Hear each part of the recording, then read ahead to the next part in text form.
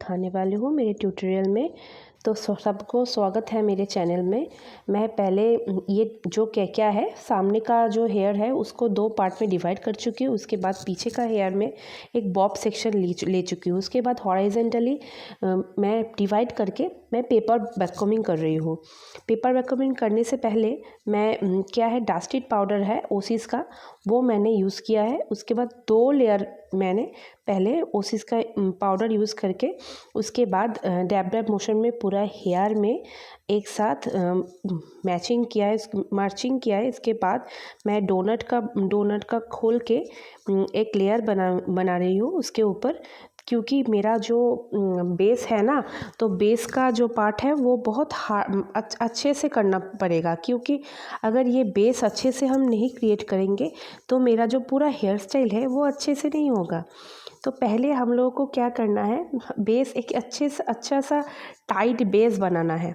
जो डोनट के बाद हम रियल हेयर का भी बेस बना चुके हैं।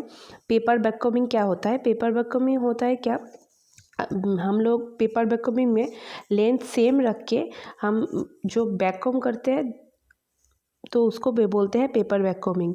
तो उसके बाद हम जो तावा नेट है, तावा नेट का पोर्शन खोल के हम वैक्यूमिंग के ऊपर लगा चुके हैं, क्योंकि जो मैं जो हेयर स्टाइल करने वाली हूँ उसपे जो वैक्यूम किया हुआ हेयर है वो बीच में ना आ जाए। उसके बाद सी सेक्शन करके लेके मैं एक क्राउन एरिया पे हम वैक्यूम धीरे धीरे से रूट वैक्यूमिंग कर रहे हैं। रूट वैक्यूमिंग करने से क्या होगा, हमारा वॉल्यूम क्रिएट होगा। उसके बाद हम रियल हेयर के ऊपर अच्छे से जो पफ बना सकते हैं। हम पफ बनाने के पहले क्या करते हैं, अच्छे से हेयर को शाइन स्प्रे दे के उसके बाद धीरे धीरे छोटा छोटा सेक्शन लेके हम वैक्यूम करके रूट वैक्यूम करना बहुत ज़रूरी है। बहुत मेरा स्टूडेंट लोग ये करते हैं, गलती करते हैं सब लोग जो पहले है कि मिडिल से हेयर को जो वैक्यूम करते हैं वो मत करना। अगर वो करोगे तो क्या प्रॉब्लम होगा, जो हमारा जो बेस है, हमारा जो वॉल्यूम है, वॉल्यूम अच्छे से क्रिएट नहीं होगा, मिडिल में क्रिएट होगा। तो इसीलिए एकदम रूट एरिया में वैक्यूम करना पड़ेगा, जैसे कि मैं कर रही हूँ। उसके बाद फाइनल जो हेयर है, फाइनल हेयर में मैं धीरे धीरे स्लांट वैक्यूमिंग की है। स्लांट वैक्यूमिंग में क्या होता है, फ्रंट का जो वैक्यूमिंग नहीं दिखाई देता है और बहुत क्लियर करना पड़ता है। उसके बाद अच्छे से जो फ्लाई एंड फ्रीजी हेयर है उसको अच्छे से कोम करके उसके बाद मैं बंजी क्रिएट करेंगे उसके ऊपर जो टाइट करने के लिए बेस को। ठीक है, मेरा जो मॉडल था उसका हेयर थोड़ा पतला था, तो इसीलिए पूरा जो हेयर स्टाइल है उसको अच्छे से टिकाने के लिए मैं बैक बॉब पिन यूज़ किए हैं। ठीक है, उसके बाद फ्रंट का जो फ्लिक्स करेंगे हम, तो इसीलिए फ्रंट का कुछ हेयर सी एरिया में हम रखे हैं। उसके बाद स्लांट करके मतलब डास्टिड पाउडर यूज़ करके थोड़ा थोड़ा वैक्यूम करेंगे, और वैक्यूम करने से क्या होगा, हेयर का वॉल्यूम बढ़ेगा। तो मैं 3 लेयर वैक्यूम कर रही हूँ। उसके बाद अच्छे से पूरा हेयर एक साथ हम लेंगे। मैं एक बात बोलना चाहती हूँ, सब लोग जिसका हेयर जितना है और जिसका फेस जैसा है वैसा करना पड़ेगा। ठीक है, तो मैं ऐसे करके फ्रंट का जो वेरिएशन है वो कर रही हूँ। धीरे धीरे मैंने उसको 10 नंबर का बॉब पिन से होल्ड किया है। उसके बाद धीरे धीरे मैं लाइनिंग क्रिएट कर रही हूँ। लाइनिंग क्रिएट करने के लिए क्या धीरे धीरे पहले 2 फिंगर से होल्ड करना पड़ेगा। उसके बाद 2 फिंगर से राइट हैंड का जो सामने का फिंगर है उससे धीरे धीरे लाइनिंग क्रिएट करना पड़ेगा। बहुत धीरे धीरे और बहुत अच्छे से करना होता है ये सब, क्योंकि अगर ये हमारा हेयर क्लियर नहीं होगा तो बहुत दिक्कत हो सकता है और अच्छा नहीं दिखेगा। तो हमें ज़रूर ये काम ज़रूर करना पड़ेगा कि हम क्लियर करते करते जाए, और जिसका फेस जैसा है वैसा ही हम हेयर स्टाइल दें, ये कोशिश करना चाहिए। तो मेरा मॉडल का फेस आज थोड़ा ब्रॉड है, तो इसलिए मैं फेस फ्रेमिंग छोड़ रही हूँ। ठीक है, तो मैं लास्ट में दिखाऊंगी क्या करना है मुझे।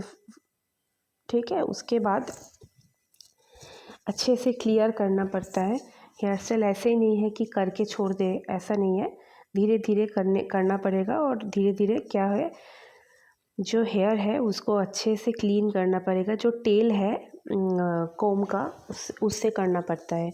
तो ये करने से धीरे धीरे जो हमारा हेयर है, हम जो डिज़ाइन पहले बनाते हैं ना उसको लॉक करना ज़रूरी है। अगर हम लॉक नहीं करेंगे तो अच्छे से नहीं बनेगा, है ना। तो इसीलिए हम फिर से इस तरफ पे आ गए हैं। इस तरफ के आगे हम अच्छे से बैक कॉम्ब करके एक वॉल्यूम क्रिएट कर रहे हैं। उसके बाद धीरे धीरे लाइनिंग करेंगे हम। अच्छे से कॉम्ब करना पड़ता है। एक बात क्या है ना, अगर हम सिर्फ बैक कॉम्ब करेंगे और छोड़ देंगे तो ऐसा नहीं होता है। अच्छे से कॉम्ब करके क्लीन करके उसके बाद लाइनिंग क्रिएट करना है। लाइनिंग क्रिएट करने के बाद जो पिन है, यू पिन दे के उसके बाद ही हम लोग स्प्रे करते हैं। पहले ही नहीं स्प्रे करना पड़ता है। अगर तुम पहले स्प्रे करना चाहते हो तो क्या है ना, जो शाइन स्प्रे है वो अप्लाई कर सकते हो। शाइन स्प्रे अगर अप्लाई करोगे तो कोई दिक्कत नहीं होगी। अच्छे से लाइनिंग क्रिएट होगा। क्या पहले ही हम जो हेयर स्टाइल बनाते हैं ना, हेयर स्टाइल जैसा भी काम करे तो पहले शाइन स्प्रे यूज़ करना ज़रूरी है। शाइन स्प्रे अगर अच्छे से यूज़ करेंगे तो हमारा काम अच्छे से होगा। उसके बाद जो हम काम करते हैं उसको लॉक करना बहुत ज़रूरी है।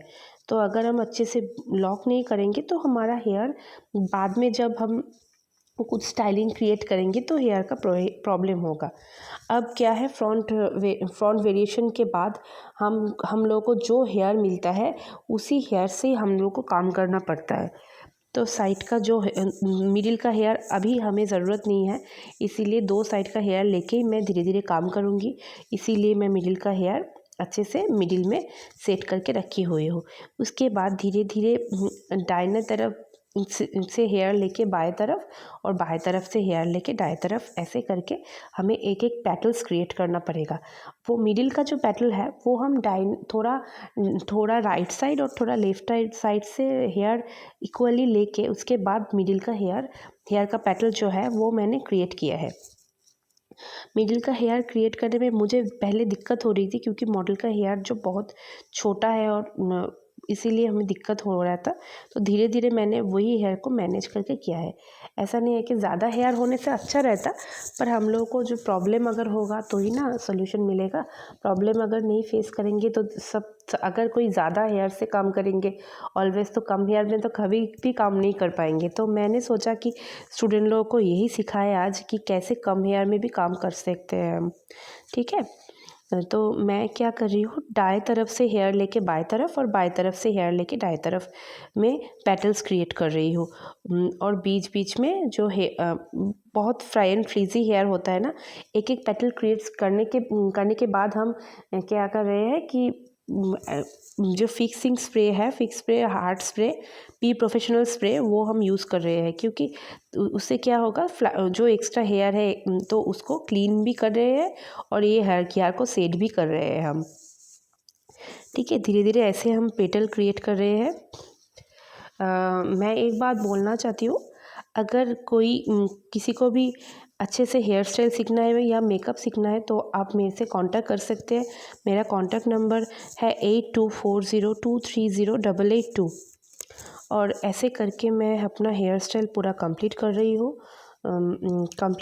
तो आप लोग जो हमारे चैनल में सब्सक्राइब नहीं किए हैं वो आप ज़रूर हमारे चैनल में सब्सक्राइब करना और लाइक कमेंट ज़रूर करना। कैसा लगा आप लोगों को ये ट्यूटोरियल वो भी बताना। तो ऐसे करके मैं धीरे धीरे अपना हेयर स्टाइल कंप्लीट कर रही हूँ। धीरे धीरे बहुत कम हेयर लेके हमको काम करना पड़ रहा है। क्योंकि जो हम पहले ही बोल चुके हैं कि हमारा जो मॉडल है उसका हेयर थोड़ा कम है, तो इसीलिए मैं बहुत मैनेज करके करना पड़ रहा है मुझे। उसका हेयर का लेंथ भी कम था। तो ऐसे करके धीरे धीरे राइट और लेफ़्ट साइड में हम पेटल क्रिएट कर रहे हैं और पेटल क्रिएट करके हम ये हेयर स्टाइल पूरा बना रहे हैं।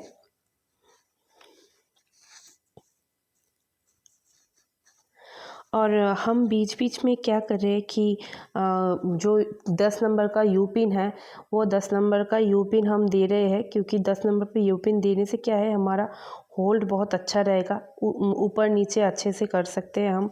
जो पेटल्स है उसको अच्छे से शेप दे रहे हैं। उसके ऐसे करके हमारा हेयर स्टाइल कंप्लीट हो गया है। उसके बाद थोड़ा मैं एक्सेसरीज़ लगा के अपना हेयर स्टाइल कंप्लीट कर रही हूँ, उसको और भी सुंदर बना रही हूँ।